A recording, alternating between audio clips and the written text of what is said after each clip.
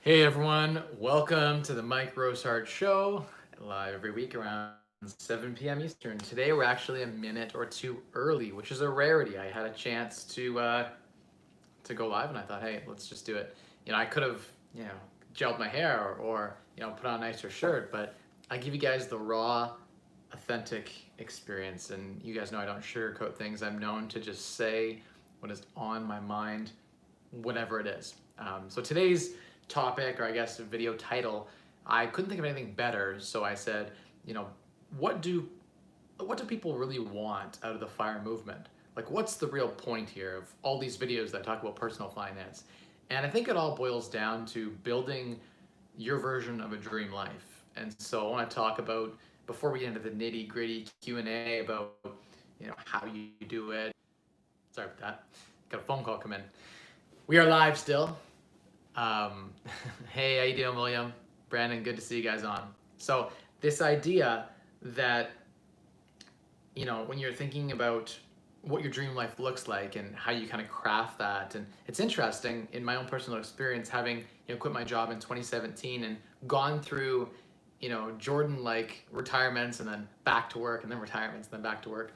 I can tell you that it's always evolving. Like, the dream life is, you think it's one thing and then it evolves, and maybe you start off thinking, hey, my ideal life is sitting on a beach, and then you realize that, like, you get a sunburn if you're on the beach all day, and that's no fun either. And maybe you think it's just like your favorite video games. You think that that's your part of your dream life, and maybe it is. But what I've found tends to be is some sort of balance.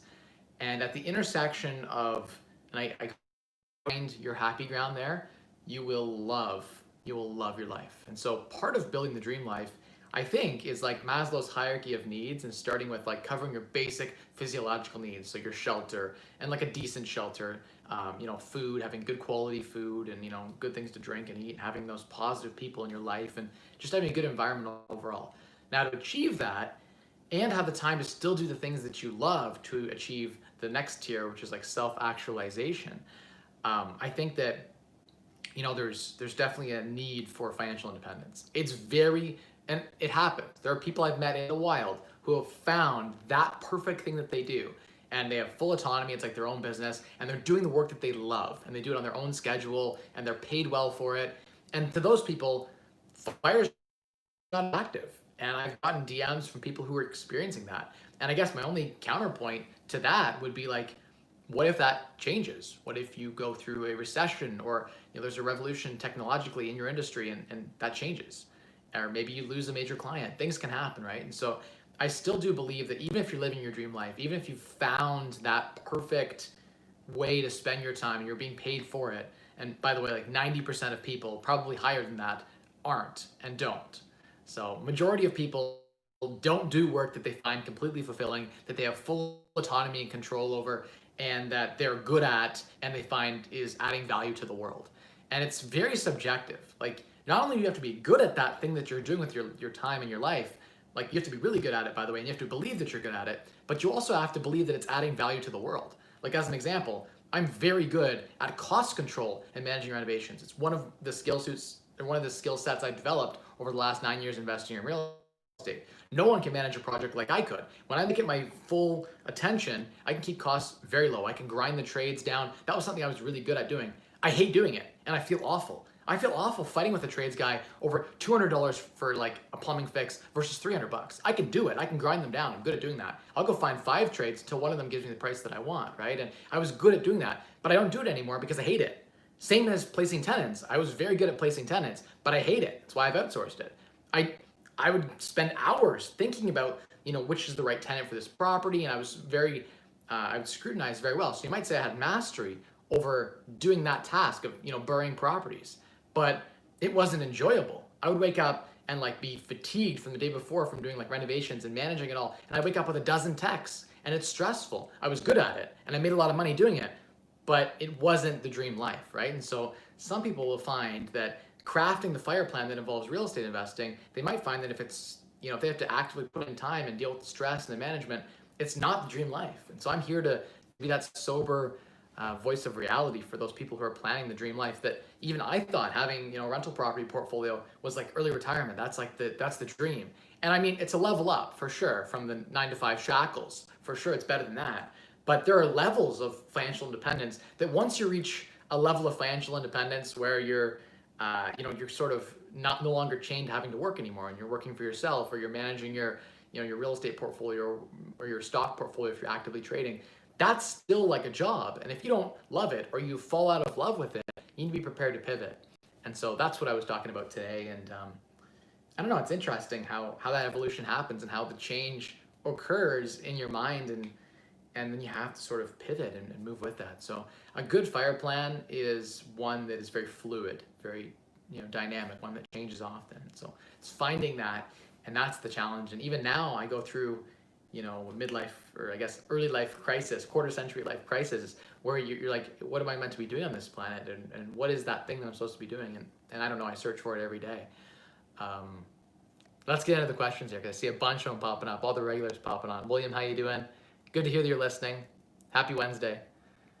Hey Brandon, hey Seema, Quentin, I am well, thank you for asking.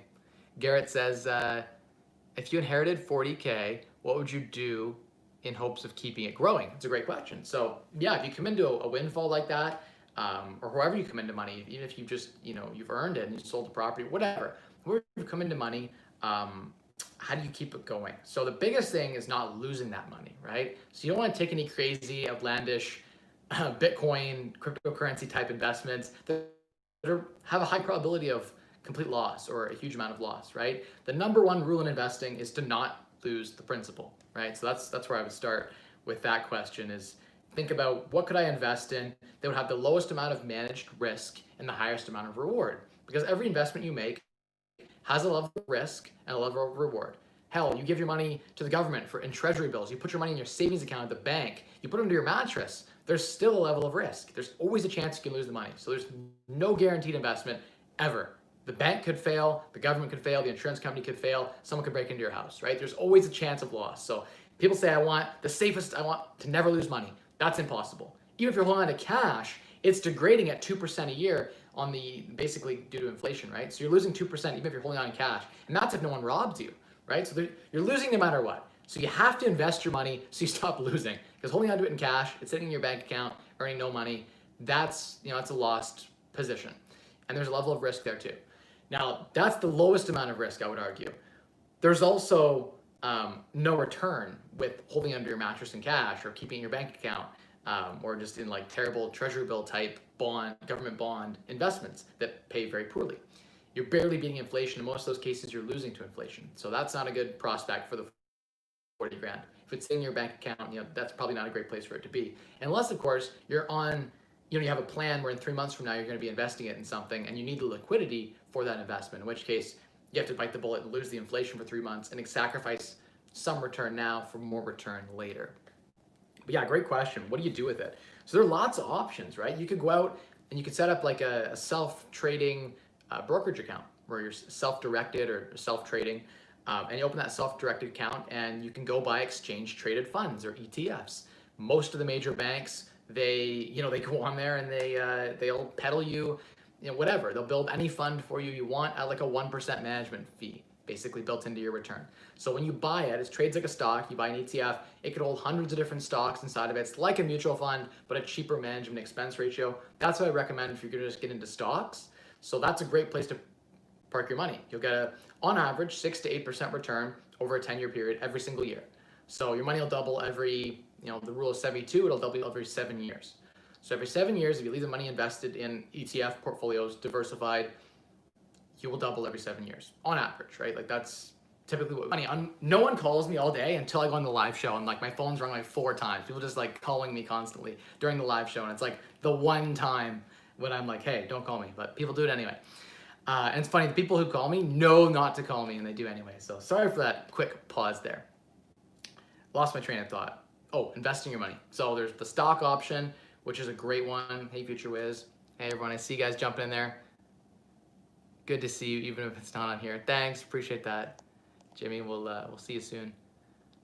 And then, yeah, there's some other questions here. I'll get to those in a sec. So I'm going to keep tackling this investing question and kind of how you might park that 40 grand with the thought being you want to grow it, but you also don't want to lose your money. So in my opinion, if you have any expertise at all, the next place I go after like a stock portfolio is real estate because I like leverage. So if you could take that 40 grand and you could buy a $200,000 asset, like for instance, real estate, you could buy a property. You could get the bank to give you a $160,000 mortgage. You put up 20% down payment or $40,000, and boom, now you own a $200,000 real estate asset, and you only had to put 40 grand up. So that'd be a great way to invest it as well, depending on the market that you live in. Like if you live in LA or New York or Vancouver or Toronto, it's gonna be very hard to park your 40 grand anywhere. Except, and by the way, I've been getting some questions about this recently, pre-develop or pre-build condos are a great way to get investing for a little bit of money. There's often deals, and I see them pop up, where like 2% down or 5% down to the end of this pre-build, and in 2 years from now, it'll be built. So you put up a small amount of money, and now you have an option contract that you have to obviously close on in 2 years for this condo property. And if you could buy the right kind of condo that could maybe be slightly positive cash flow, and in Toronto, they exist. In the major cities, they do exist. You might find like a 1 or 2 bedroom condo that can cash flow slightly positive. It's not a good thing to hold on to long term, but if you could get, you know, a $500,000 asset for $20,000 down, you now control all that appreciation for the next 2 years before it's built. There's no carrying costs because all you do is put a deposit up. They're going to build this high rise over the next 2 years, and by the time you're ready to take occupancy, you sell the paper. You sell the right to buy that there, assignment of purchase and sale. And in almost all cases, it'll have appreciated in 2 years, so you get a little upside that way.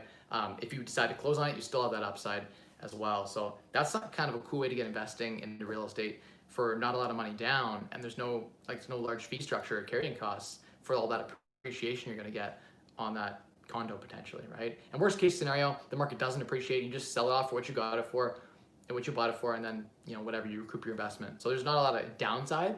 There's just a bunch of upside for a little bit of money down, right? You can imagine a $500,000 condo appreciates 5% and 5% over 2 years. That's a 10% appreciation, and boom, 10% appreciation on 500 grand is $50,000. If you only had to put $10,000 deposit to hold that contract, you just made 500% on your money. You put $10,000 down, you're getting 60 back. Your 10,000 deposit plus 50 grand in profit if you sell the contract.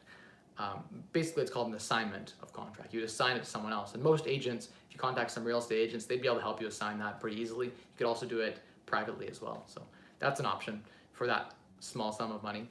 Other things, private lending, another great way to invest the money. Let's just say you could find someone looking to, you know, get a second mortgage on their house. Maybe they needed $40,000 to do a renovation on their house. They want to put a pool in, or they want to build a garage or something, right? And they might have a lot of equity in their house. Their first mortgage, maybe they can't qualify for another mortgage at the bank, so you find someone through a mortgage broker, or you go on through private channels and find someone. Through a mortgage broker, they're going to take a little fee, but they'll charge it to the borrower anyway, so you as the lender don't pay it. But they'd find that, and let's say this person needs, you know, 40 grand. You would secure up, you get an appraisal of the property done. You might go say, hey, property's worth 400. I'm willing to make sure that all mortgages on the property are not more than 310. So then there's still $90,000 of equity in the property that has to basically fall before you've lost a dollar. So I would say that that's really good managed risk. If you're lending 75%, 80% loan to value, in the event that they don't pay the debt back, you can take the asset and you're covered, right? There has to be a 90 grand drop. There has to be a 20% drop in real estate prices before you've lost a dollar. So that's a relatively safe investment. Compare that to buying a property. Your down payment is the last 20%. The bank gets paid back first. So it's actually more risky to put your money in a down payment than it is to do private lending. And I tried to make that argument with someone over Instagram the other day, and they were just having a hard time understanding that. So now that I'm in this rabbit hole, I'm gonna just flesh this out or flesh it out for you guys to see. It's this idea that people think their money is safe in real estate. Your money is the first to be lost. Your down payment in real estate, let's say prices drop 20%, your entire down payment's gone. The bank's getting their 80% loan to value paid back, right? In most cases, that's what an average mortgage is.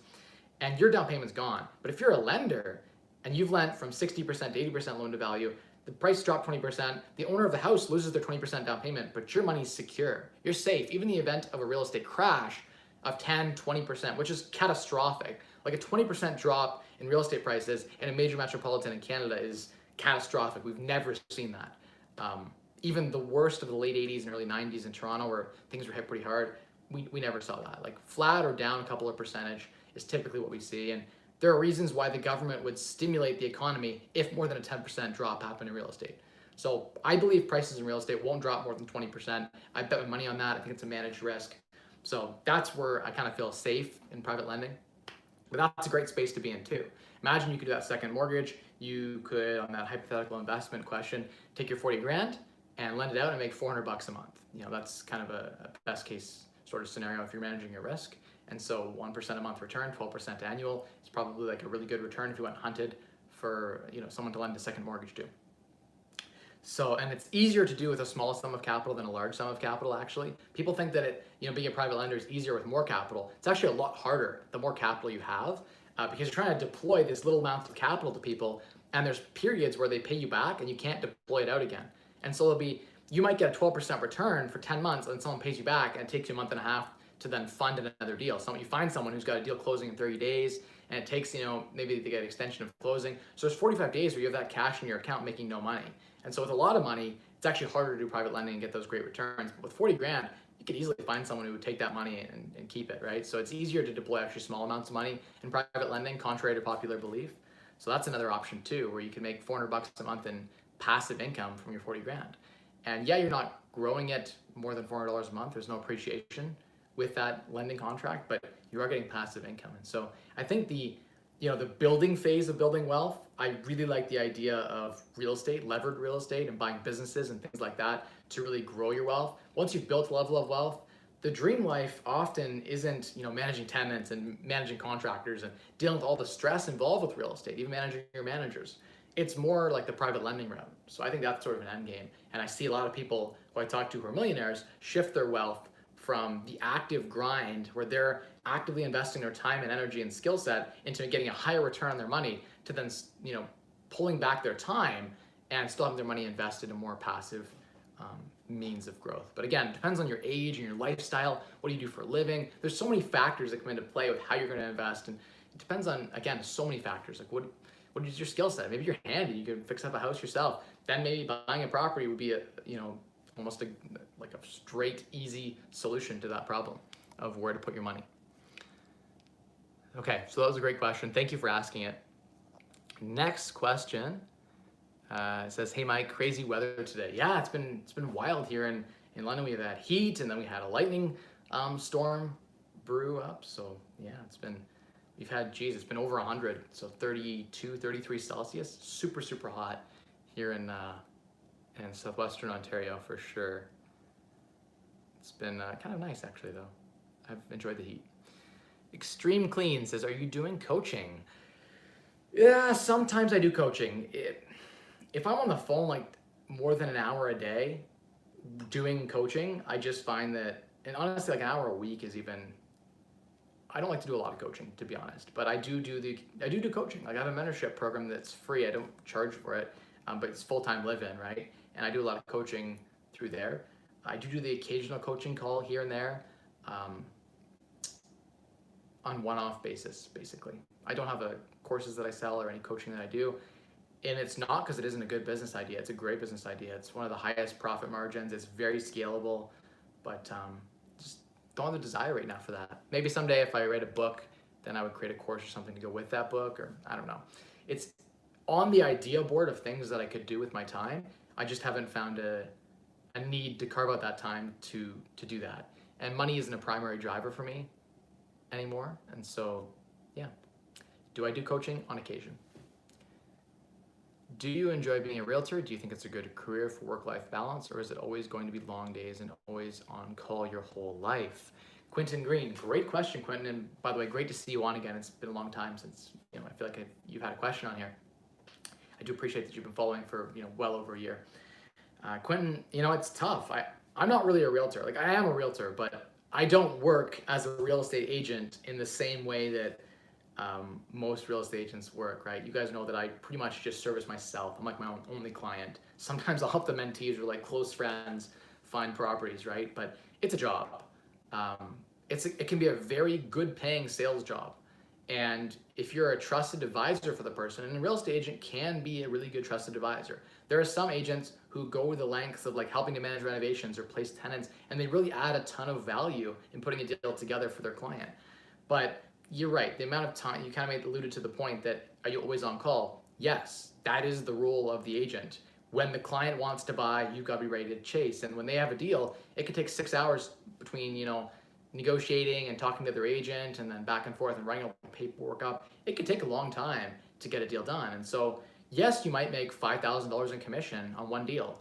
And yeah, it might take you like 6 hours in negotiation and 4 hours in showings and maybe 6 hours in like setting appraisals up and getting it to the closing point. And that's good per hour. It might be $50 an hour or $100 an hour or more. But you'll often do 10 showings in a row and make no money, right? For a client that never ends up buying, or a client that goes through 30 properties to buy. And so being an agent can be I think it's a great entry level learning to be a real estate investor career. And so you do learn a lot. You're exposed to a lot of different properties. You're exposed to a lot of different problems and situations in real estate that you have to learn how to solve. And as a real estate agent, when you get to your own properties, you have that leverage, that experience, that network of lenders and investors that you can sell properties to later, or connect to contractors. So it's a huge leg up if you want to become a real estate investor, and that's your path to financial independence. But once you're FIRE, you don't want to be a realtor. Like, being a realtor is a job. A really good agent makes 200 grand a year, but it's a job. They're working for 200 grand a year. It's a high paid sales job. So if you don't want a job, then you don't be a realtor, right? It can be a great way to get to FIRE, but I think once you're FIRE, most agents, if they had unlimited, income, they wouldn't want to be doing, being a real estate agent, right? There's lots of pieces of it that are not desirable. Though you could do kind of how I do and have like an assistant who does a lot of the paperwork. You could optimize and streamline a lot of it so that you'd be in a position of basically where you're like just doing the things that you love, right? Maybe it's just like showing properties or looking at properties. One of the things that I do, and this is the question I ask myself when I'm thinking, what is my hobby? What do you do when you're not being paid for it? Like, what do you do just for fun? And honestly, when I'm like at the end of the night, when I'm just tired of doing work, I'll just go on like Realtor.ca or go on my Matrix system and look at expired listings or look at properties that are for sale. That's just me. Like, I just enjoy looking at like luxury real estate and just like the architecture and the design of properties. That's just who I am. That's just what I like to do. Now, if you ask me to do that as a career, I would not want to go show wealthy people luxury homes. That sounds like a job. But the part that I love, the hobby, is like just going to showings and checking the properties out and even looking for myself and that sort of thing. So I do enjoy pieces of it. And so I could say if it's your hobby and you're like me, then it would be a job that you'd actually enjoy. Like, as far as jobs go, realtor is a great job. Like, if I had to go back and I lost all my money and I had to start again, realtor would be definitely the way I would go because of my skill set and because of my passions. It aligns pretty well. Like, I can make 200 grand a year as an agent. That's a great paying job to building FIRE again, right? So, yeah, I think it's way better than the IT job that I had. It's way better than working at like, in accounting or the other jobs that I've had at large companies. I hated those compared to being a realtor. It's much more free. You are an entrepreneur. You get to set your own hours. Sure, there are huge advantages to being a realtor. If you're not doing a lot of deals, though, it doesn't make sense to become a realtor. So if you're just doing it for yourself, unless you have a huge portfolio, it just doesn't make sense. And even then, you could probably work out a deal with an agent where they gave you cash back when you bought and you negotiate a really good deal to co-list when you sell. Yeah, depends what you value your time at per hour. Next question. LeVar says, what type of house structure problems would you stay away from when buying a property? It's a good question. Ones I like the least are roof leaks and foundation structural issues. Foundations are really, really expensive to fix. So it's tough when you have a finished basement to see. Sometimes you get surprised and it's all been parged outside, so it looks good. And then you get inside and the foundation's not great because it's all finished and you can't see it. So sometimes it's inevitable and the home inspector there's no way to prevent it. So that's when I try to shy away from. But at the right price, there's nothing I won't touch. And then roof leaks are one that I kind of get afraid of too. Only because, not afraid of, like I've tackled so many roof leak problems. It's just that every time I do, or not every time, but like 7 out of 10 times, let's say, the majority of the time, when you get into a roof leak issue, there's like mold, there's more than you think that there is, and it ends up becoming a bigger job than what you initially thought, because all the insulation's no good unless it's spray foam, but if it's like fiberglass or cellulose, that insulation's no good because it's all wet, and then you gotta like redo the vapor barrier, and you gotta redo the drywall, and potentially there's some like reframing you might have to do. If there's some rot, you gotta cut out, or plywood get replaced before you fix the roof. So it depends on how extensive the leaking and the damage is. But those would be the two that I try to avoid. Everything else is like a cheap, easy fix. Honestly, people get afraid of like little like cracks in bricks and stuff like that. I've even seen like foundation cracking that isn't leaking, that isn't extensive, and it looks scary. or even sometimes like there'll be parging that's all broken off the side of like a foundation, and it'll have worn away maybe an inch in, but you got like a 9-inch, concrete foundation poured. And so like an inch of wear is no big deal. You can just like patch that up really easily, right? And so that kind of stuff doesn't scare me at all. It's the really scary, roof leaks and foundation stuff that I try to avoid, mostly because the time it takes to get it fixed. Like I do a lot of management to get that fixed properly, right? And so for me, it's just the time suck. I've been through it. I've done projects like that where they've just been terrible roofs and stuff like that. And I've had a foundation collapse even. Mostly the contractor was negligent in this one occasion, but I've had it all. Like we literally are repouring. Like I've been through it all. As an investor, I've come across pretty much every terrible thing you can have happen in a property.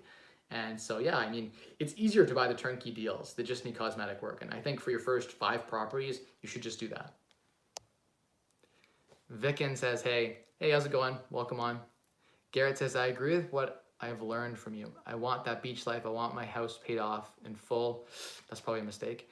I'm okay with renting on a lakeshore. I'm even okay with part-time work as a barber. I'm just done working for someone who tells me when to work. There you go. So you're wanting to elevate in the ladder of freedom. And I think once you get enough wealth that, once your time becomes worth $100 or $200 an hour, it might not make sense to even be a barber unless you just love cutting and styling hair.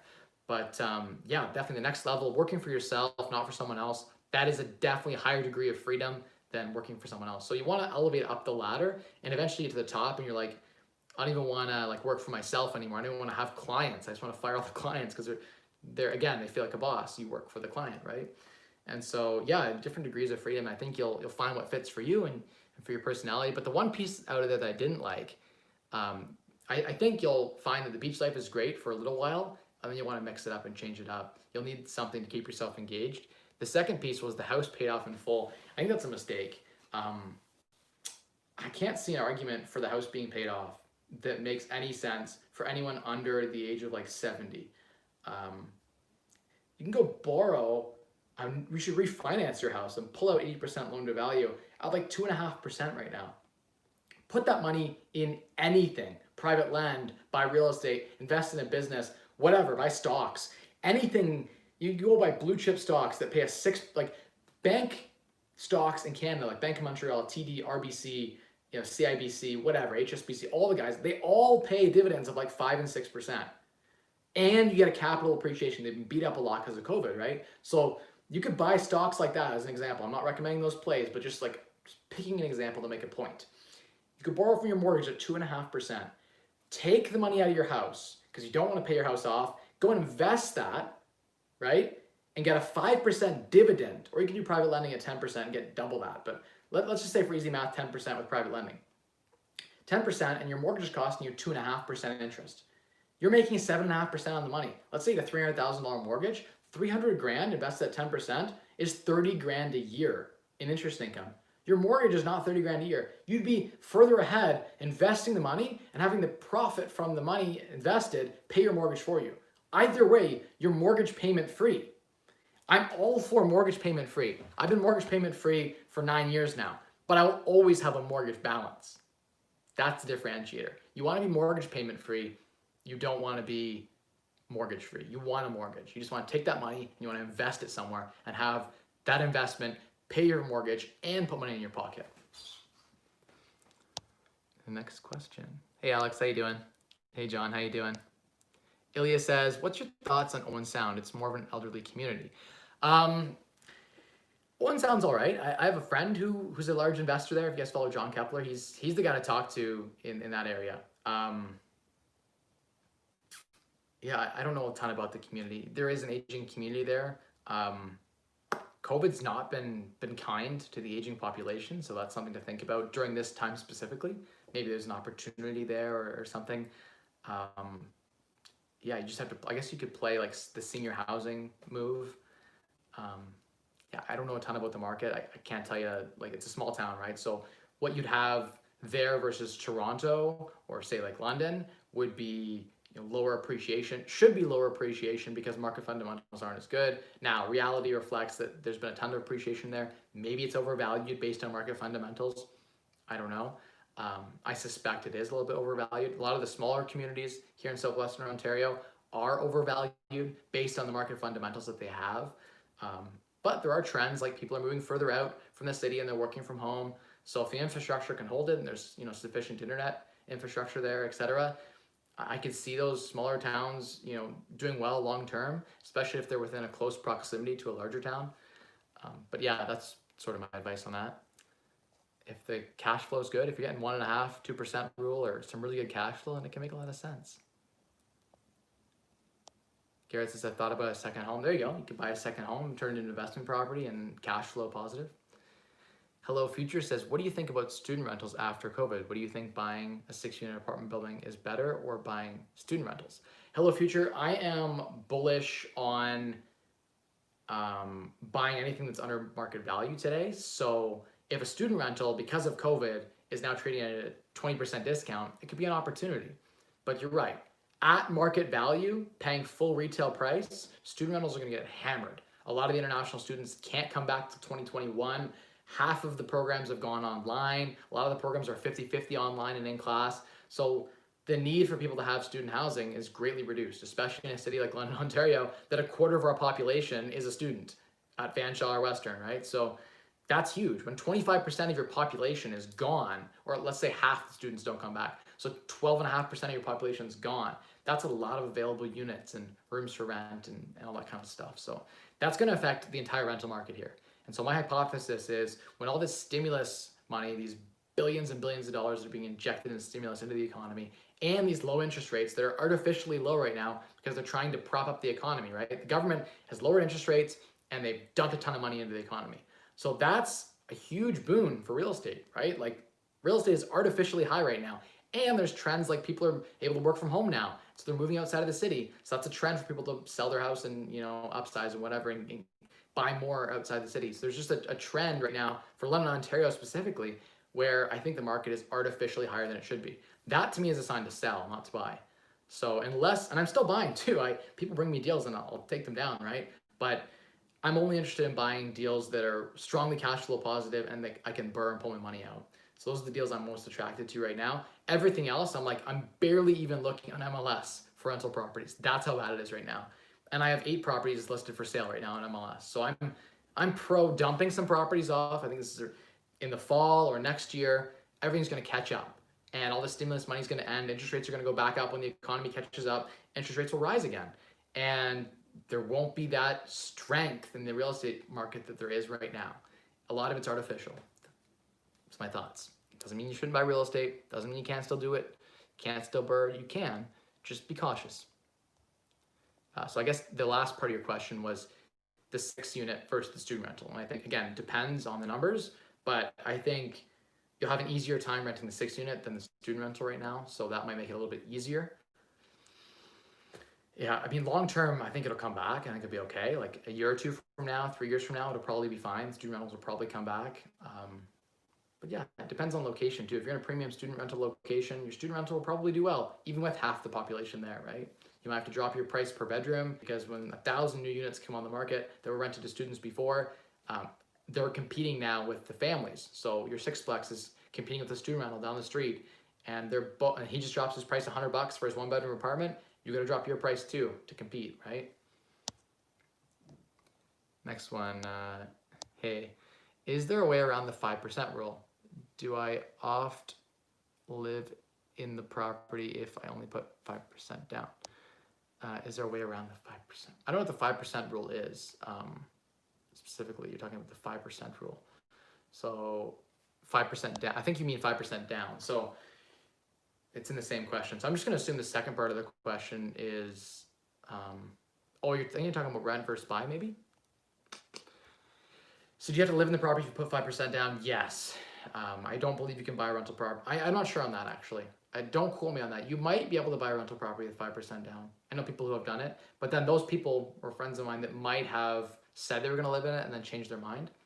So you could maybe do 5% down, live in it for a year or 6 months and change your mind, and then still have the property at 5% down.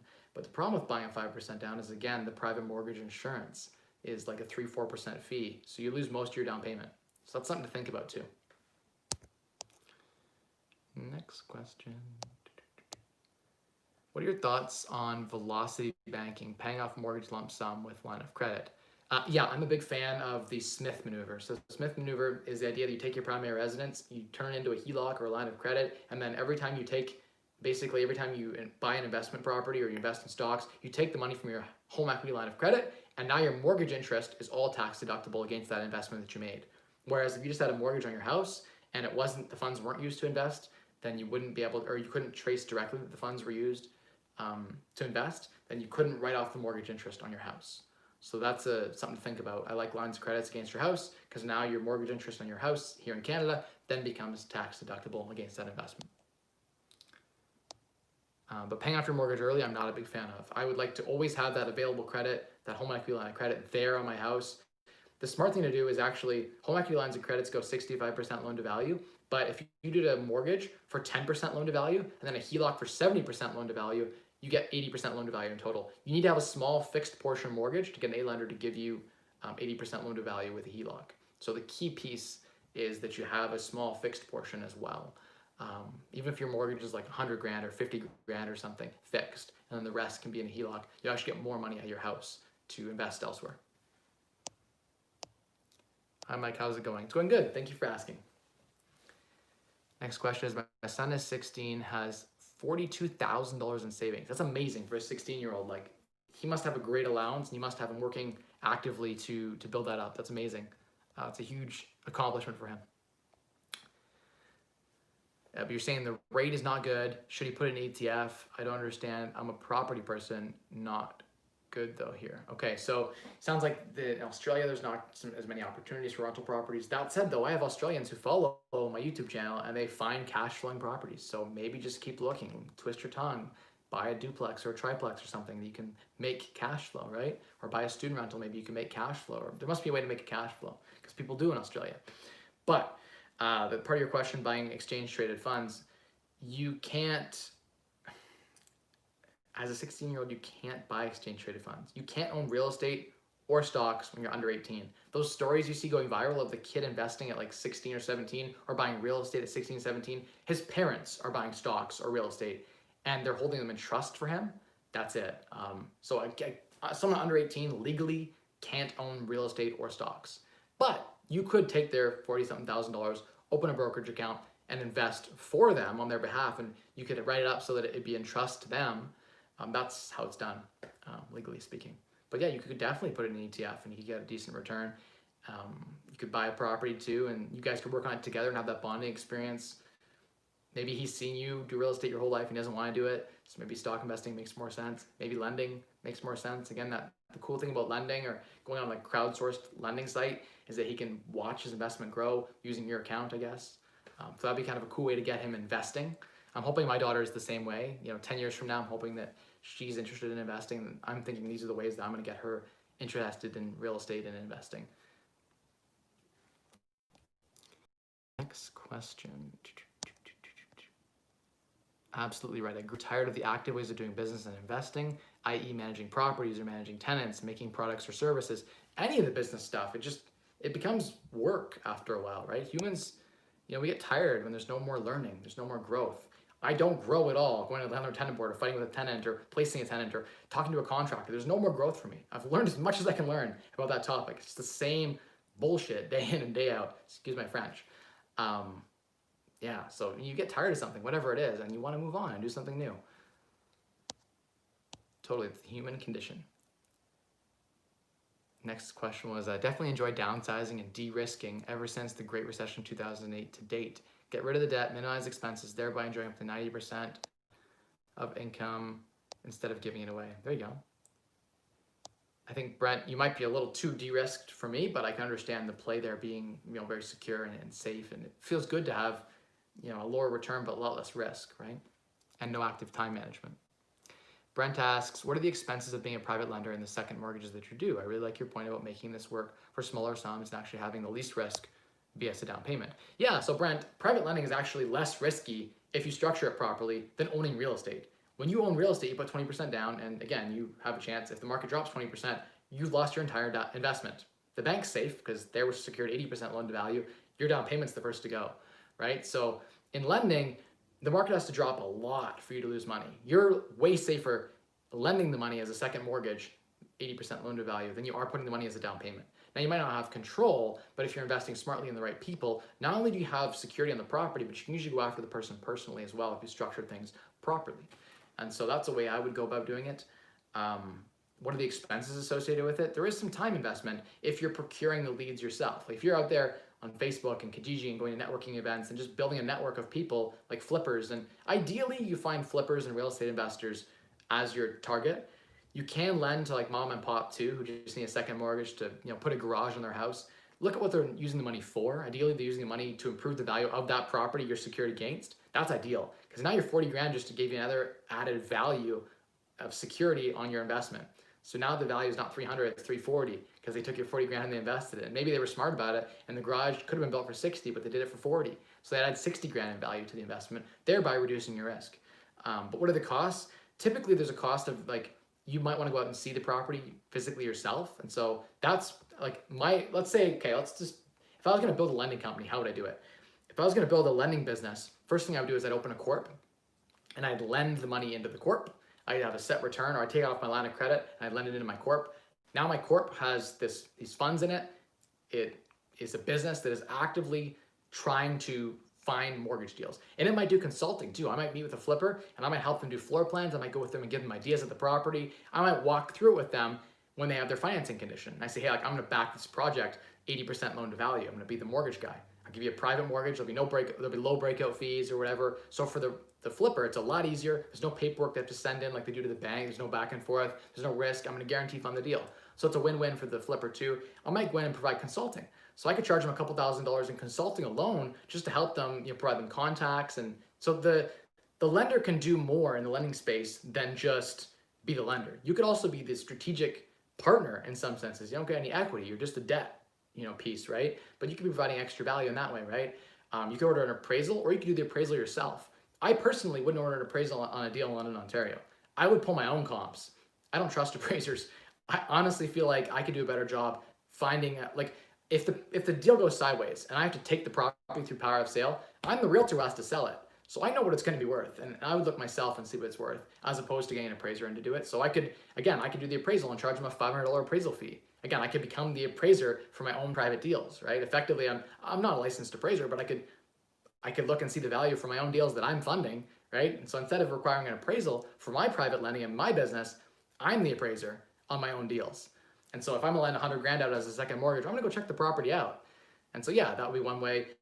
So what are your expenses, you asked, is building this business up. There's gonna be an injection of time, but if you wanted to outsource things, you could hire an assistant to do the mortgage commitment. So when you decide you're gonna fund a deal, you write a commitment letter, right? A mortgage commitment, it'll be a 1 or 2 pager. You send it out, they'll sign it, saying they're committed. And you might even charge them a deposit of $1,000 if they go to another lender after you've spent the time now to appraise the property and you've agreed to fund it. You've locked your capital up for their deal. So for the next 20 days till it closes, the money is sitting in your account for them. You can't invest it in anything else. So that will be like usually the lender will take a fee. It'll be a lender fee of 1% of the balance you're lending, typically. So you'll get, if you're lending out 200 grand, you'll take a $2,000 fee plus a $500 appraisal, plus the borrower will also cover your legal fees. So you'll have a lawyer that will write the documents. They'll have a lawyer that will write the mortgage documents. Your lawyer will secure on title. So you're safe. And so there'll be legal fees associated with that as well. You put that on the borrower, and you might charge them 12% for this mortgage. And if they, it's a 1-year term, let's just say it's a long flip, and it's a 1-year term. If they pay it out early, they have to pay you 2 months of interest penalty. So if they pay it out for 6 months, they pay you 8 months of interest. That's typically how a private lending business would be structured. And it's great because now I'm getting passive income. My business also has expenses. I might have to go out to lunch occasionally. I might have to meet up with flippers and do networking, and I have to do some marketing. I might have to pay for some Kijiji ads to generate leads. I might actually reach out to mortgage brokers in town and say, hey, I'll pay you $500 if you have a deal that goes south that they need quick funding in 3 days close. And so now I'm gonna pay a mortgage broker to feed me leads for good deals. You find a property where they got 40% down, they just want a 60% mortgage, that's extremely low risk.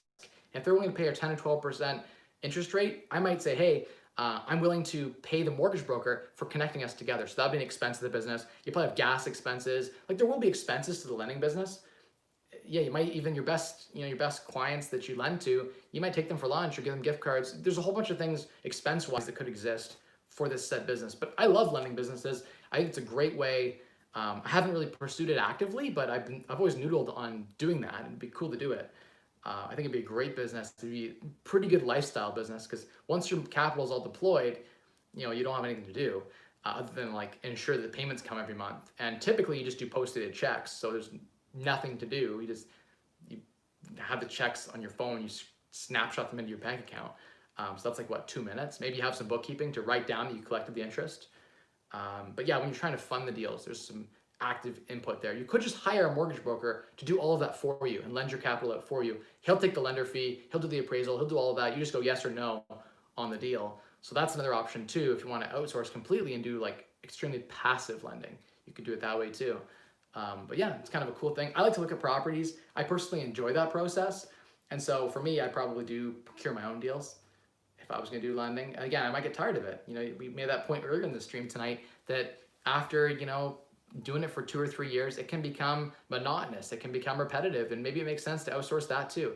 And if you have enough capital that you're lending out, you could have an employee that you paid 50 grand a year to just procure deals for you and put it all together. And it would still make sense if you're doing enough volume. If you had like a $4 or $5 million in capital at 12%, that means you're bringing in like, geez, like that's good $500,000 a year in income. You could afford to pay 50 grand a year and to someone to do it all for you, and you're still making 450 net, right?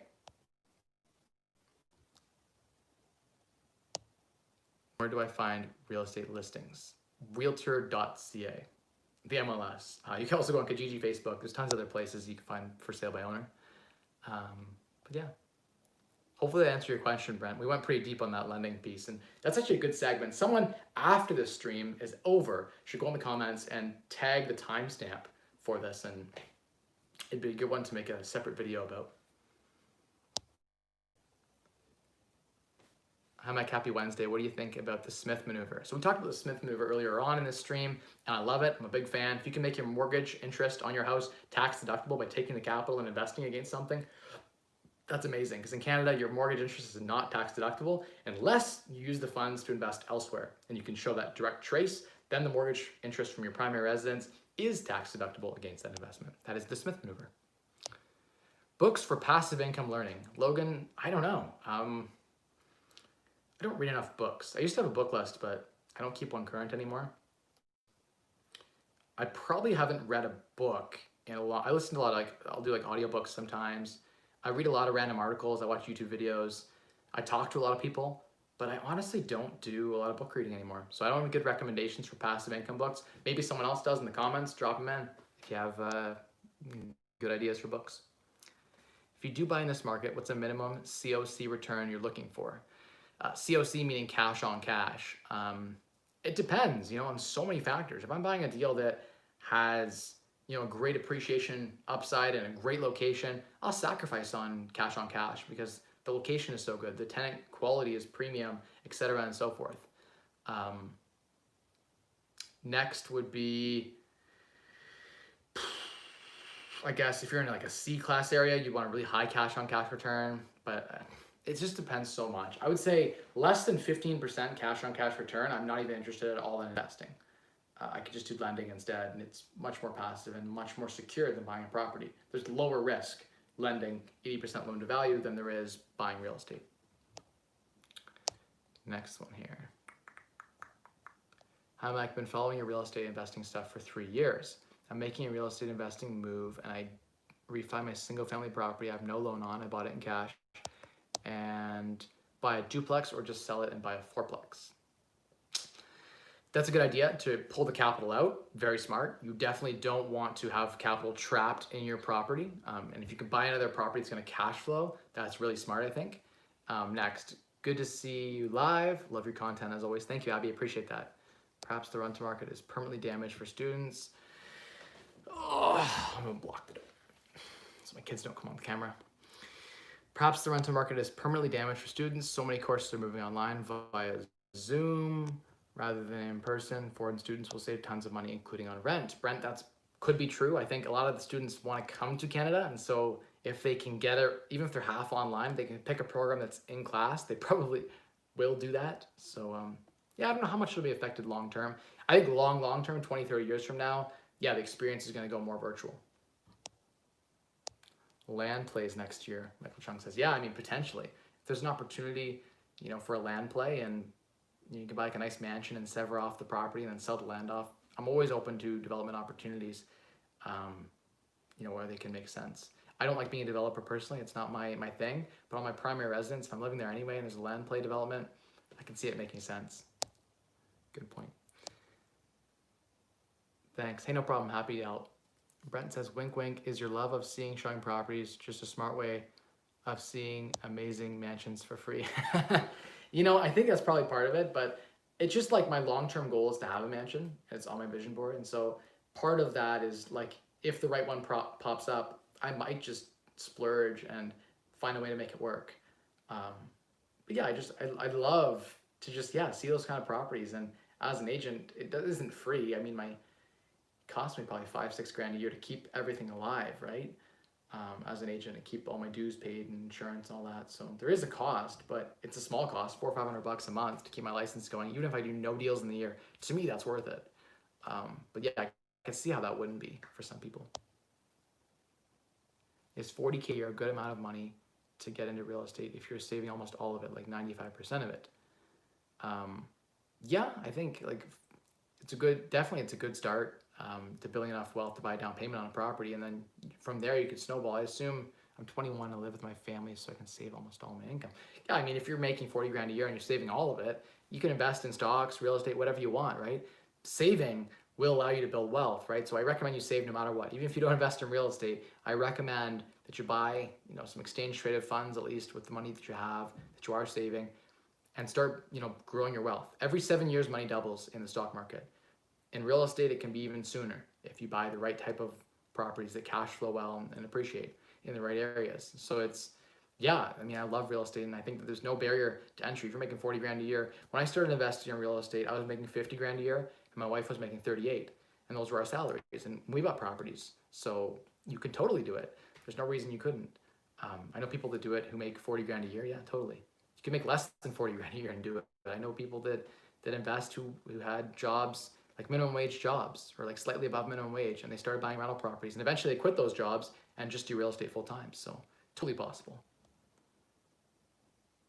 Have you ever got burned lending? How do you make sure you not get burned? Yes, I've been burned lending, and it hurts. I was burned actually by a family member. That's the worst part. I didn't do it properly. I didn't properly secure, and the challenge of having to go after them in court, I may end up having to, but hopefully it doesn't get to that point. They've been delinquent now for more than a year. So it's something that I have to think about, and it's tough because it's a family thing. So that was a mistake on my end. I lent out a 6-figure sum, and that was a mistake. But yeah, I mean, with lending, the biggest thing to do is to make sure you dot your I's, cross your T's, and dot your I's. So you gotta make sure that you do your homework on the person you're lending to. Do your homework on the properties you're lending against. Don't get weak just because they're friends, just because they're family. In fact, probably avoid lending to family. That's the smartest thing you can do, is to avoid lending to family, period. Then when you have to go after them in court, it's not a big emotional thing at Christmas, right? Like the whole family gets involved, right? And so there's a lot of emotional pieces that come into it. And part of that loss for me is emotional, right? There's the reason I haven't gotten the capital back yet. I regret lending to family. That was a mistake. Yeah, I've been burned. Unfortunately, 6-figure loss. Next question is, any recommendations for the percentage on the down payment for a rental property? Well, 20% down avoids any fees associated with private mortgage insurance. So you save 4 or 5% of the purchase price in a fee versus putting 5% down. So I've done videos on that specifically a ton. And just want to know your thoughts on managing risk if a person stops paying rent. Here in Ontario, there's not a ton you can do. You have to serve them an N4 and then take them to court. It's painful, just the way that it is. If they don't pay rent, take them to the landlord tenant board. It takes like 6 months to get them out. You probably never get paid. You might have to go to small claims court. Yeah, it's terrible. It's why I like Airbnb. It's why I like short-term rentals. Because guess what? They don't pay, I bill their credit card. They damage the house, I bill their credit card. So short-term rental, much preferred to long-term. I've never had any issues with students, interestingly. I've never had a student not pay me rent. Yeah, I think I can say that confidently. And I've had hundreds of students over the years. I had one situation where I had to go after their parents, and their parents paid me without going to court. Um, so yeah, I haven't had a lot of issues with students. Haven't had a lot of issues with delinquency on Airbnb because it's prepaid on credit card. But yeah, with long-term tenants, it's a shame. Like when if you end up buying properties that are in the C or D class space, and you're servicing those people who are at the bottom of society, like they're struggling on, they're on like ODSP or Ontario Works, and they have substance abuse issues and mental illness. It's tough because collecting that rent means like you have to be the bad guy, right? And in some ways, like they've agreed to a contract to pay a certain amount of rent, and they should honor that. They shouldn't have an entitlement to property they're not paying for. But yeah, it's really tough. Like that part of landlording, I want nothing to do with anymore. There was a time where I would, for extra cash on cash return, I would take on those types of properties and those types of tenants. No longer. Like full stop, not interested. But yeah, there are people who do. And for the landlords who still do, I feel for you guys, struggling to collect rent. And it's, when they're choosing between food and rent, that's tough. In an ideal world, you just don't have any tenants in those types of properties. You focus on the luxury market and you won't have those issues at the same rate of percentage. You go short-term rental, you won't have those issues. You always get paid. And so that's something that's nice about the student rental market, about Airbnb, the short-term rental market. It has its own challenges too, though.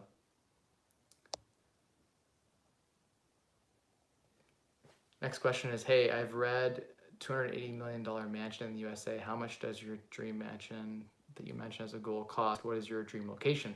I don't know. Like, I love Canada, and I have family here, and I have roots deep in London. So probably somewhere, like my long-term dream would be to have a piece of land that backs onto the river, or a piece of a bit of water, sprawling, privacy. Like if neighbors can see me when they're driving by, I'm not interested. Gotta have that privacy, seclusion. You drive up your driveway, and there's a nice big property there. Just for like enjoying myself and having that privacy. For me, privacy is a big thing.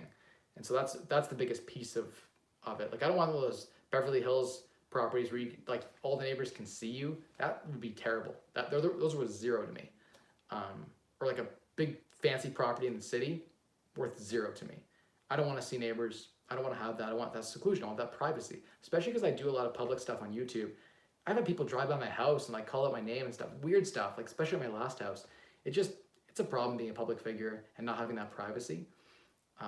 It's a shame. I'm a public figure that doesn't make any money because YouTube pays me nothing. But yeah, take all the risk and expose myself to the world. Only seems to come back and bite me in the ass. All this online presence that I have.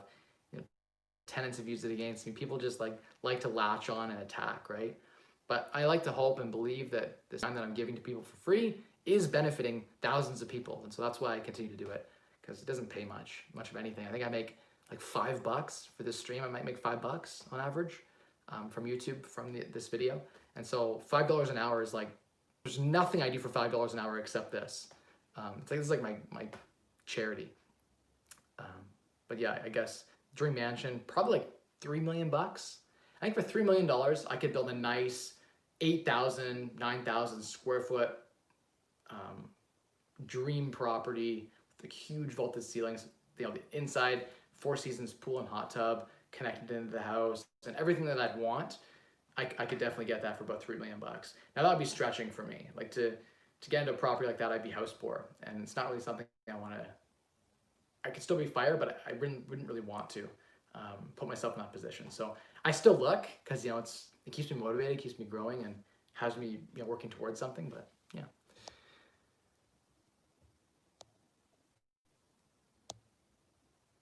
Let's see here. How many years or months does a person need to receive lending for real estate?